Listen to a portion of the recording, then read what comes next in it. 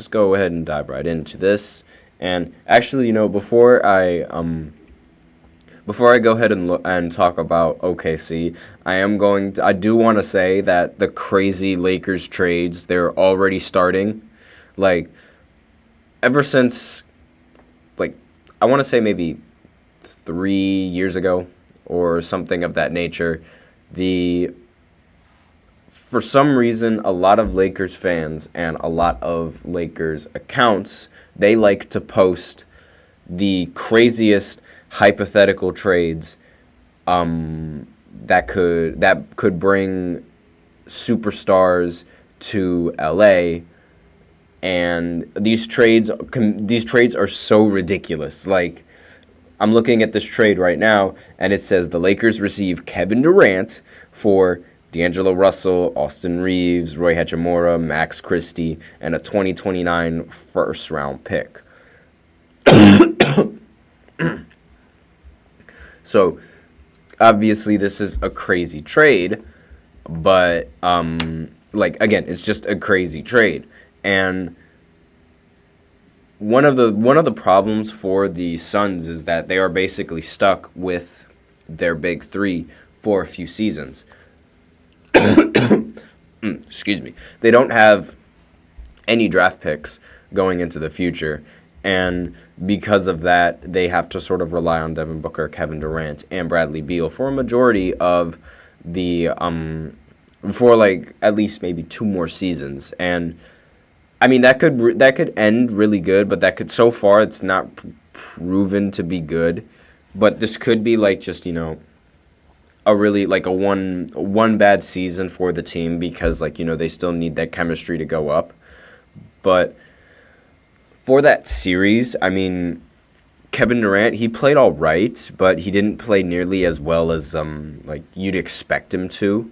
Like, I think for that series in particular, I might as well continue to talk about that series. The co-MVP is between Anthony Edwards and Rudy Gobert.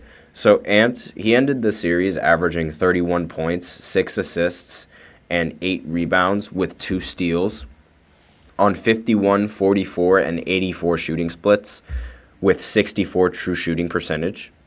And with Rudy Gobert, he ended the series averaging 15 points, 11 rebounds, and 1 steal with 71 true shooting.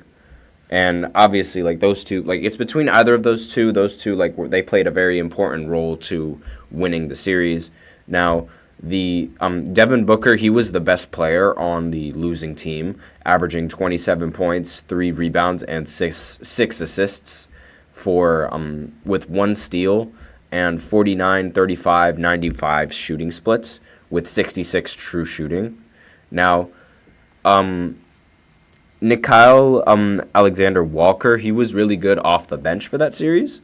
But Bradley Beal, he was really bad for the Phoenix Suns. He only averaged 16 points and 4 assists with 3 turnovers on 44, 44, and 80 shooting splits. And he also did not play very well in Game 4 for only getting 9 points, fouling out, and getting 6 turnovers and shot 4 of 13 from the field.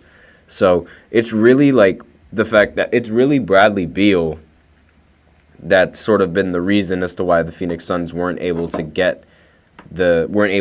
have the same success in the postseason as they usually have. But regardless, I'm sure they'll figure it out towards the end. But with OKC, they seem to be a team that has already figured it out in this postseason, as they are the youngest team to ever win a postseason series. They won this final game 97-89, and obviously, they move on to the next round. It's still decided on who they're going to play between either Dallas or the Clippers. But Shai Gilgeous ended the game with 24 and 10. Jalen Williams ended the game with 24 and 8, and Chet Holmgren ended the game with 14 points. Lou Dort ended with 11 points. And Chet also was able to end the game with 9 rebounds. Obviously, this was a very good performance coming in from from Shai Gilgeous-Alexander. Great performance overall in the series. I think he's definitely, like, without a doubt, the series MVP. Without Shai Gilgeous-Alexander, the Thunder wouldn't have won that series whatsoever. He finished the series averaging 27 points, 6 rebounds, 5 assists, and 1 steal on 48, 29, 73 shooting splits, shooting 55% on true shooting from the field.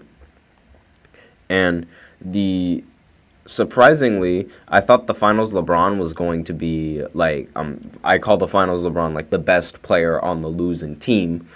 I thought it was going to be CJ McCollum, who was going to end up being the best player on the losing team, or Brandon Ingram, but instead it was Herbert Jones, who finished the series averaging 13 points, nearly 6 rebounds, 1 steal, and almost 3 assists on 39, 33, and 100 shooting splits. Obviously, like, the shooting splits, they weren't really that good. Now, the best player coming off of the bench was Larry Nance Jr., and again, it just really shows just how badly the stars for the Pelicans played in this playoff series. So, excuse me, but Brandon Ingram, he only averaged 14 points per game, 4 rebounds, 3 assists, and 35% from the field, 25% from 3, and 90% from the free throw line on 45% true shooting. So this is obviously, like, really bad. And CJ McCollum, he also did not play well in this series whatsoever. He averaged 17 points. That's how much points he ended off in the series. 4 rebounds, 4 assists, 4 turnovers, and 1 steal on 42% shooting from the field, 24% from 3, and 100% from the free throw line for 47% true shooting percentage. So obviously he played really, really bad in a lot of the games. And Brandon Ingram, in an elimination game, in Game 4, scored only 8 points and shot 2 of 14 from the field. So obviously that is really, really bad coming in from Brandon Ingram. I mean, 8 points on 2 for 14 in an elimination game. Jesus, I can't speak English. It's just unacceptable. And for the Thunder, Jalen Williams, he ended the series averaging 21, 7, and 5. Chet Holmgren ended the series averaging 15, 8, and 2. Lou Dort ended the series averaging 11, 4, and 2. And Aaron Wiggins ended the series averaging 5, 3, and 1 on 66% true shooting. Everyone that I mentioned before shot at least or averaged at least 57% from true shooting percentages.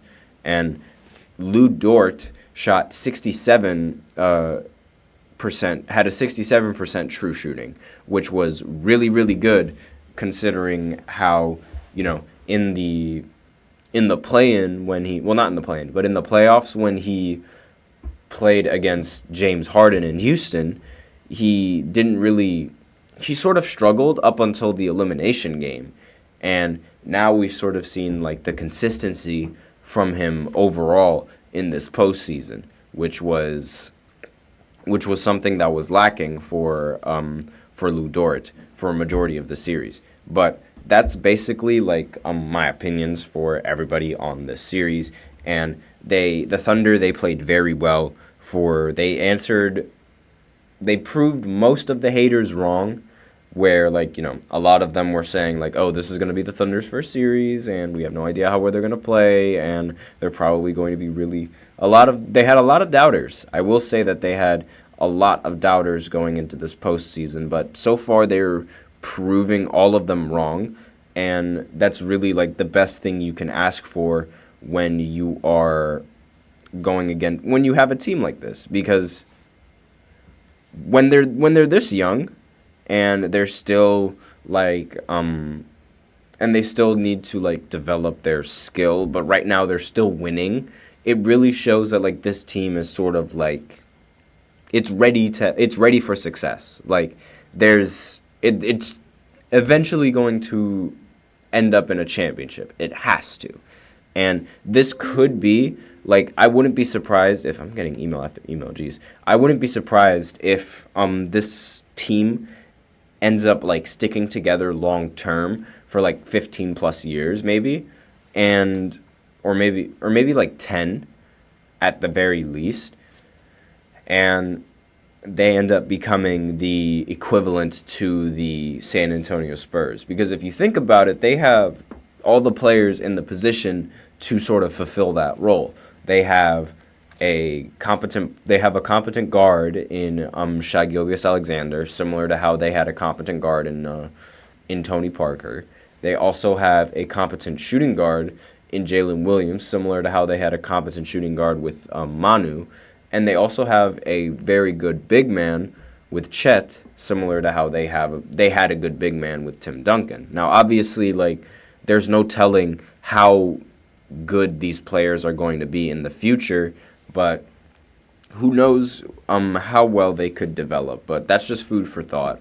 And with that, we are out of time for the second segment. So now I will go ahead and go into the third segment where I talk about the Celtics beating the Miami Heat in this next game in Game 4, where they're now expected to play Game 5 in Boston, I believe, tomorrow at 7:30. Excuse me. My bad, I have allergies. They're really bad. But regardless, I'll be right back after this short break, and I'm going to go ahead and talk about the Boston Celtics series, so stay tuned for that. Looking for your daily fix of sports talk without having to pay for it? GSMC Sports Network is available on YouTube. Just search GSMC Sports Network. Get your fix of daily sports talk shows on YouTube, absolutely free. NFL, college football, NBA, MLB, MMA, UFC, fantasy football, and so much more. GSMC Sports Network has shows running all day long, with new sports shows starting every 2 hours. Just like on your favorite cable sports channel, except GSMC Sports Network is absolutely free. Just search GSMC Sports Network on YouTube to catch one of your new favorite shows, like the GSMC College Football Podcast, Chip Shot Football Podcast, Hoops and Heels Women's Sports Podcast, GSMC Basketball Podcast, and so many more. Check it out for yourself. GSMC Sports Network, now available on YouTube absolutely free. Search GSMC Sports Network on YouTube right now.